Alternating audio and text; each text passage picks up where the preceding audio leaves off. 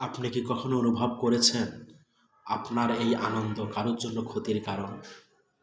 আতশবাজি জীবন ধ্বংসের কারণ। নতুন বছর বরণ করবেন, ঠিক আছে, একটু লক্ষ্য রাখা উচিত আমার এই আনন্দ কারোর জন্য বিষাদে পরিণত না হয়। এই যে পাখিগুলো দেখতে পাচ্ছেন, এই পাখিগুলোরও তো পরিবার আছে, পরিজন আছে। তাই সকল আতশবাজি ফুটানো বাংলাদেশে নিষিদ্ধ করা হোক। একজনের আনন্দ আরেকজনের দুঃখের কারণ। এমনকি অবুঝ পাখিরাও রেহাই পাচ্ছে না এখান থেকে। বাসার পাশে ছোট ছোট বাচ্চারা থাকে, তারা চমকে ওঠে, তারা বাকরুদ্ধ হয়ে যায়। এই পাখিগুলো দেখুন একবার, এবার অনুভব করুন।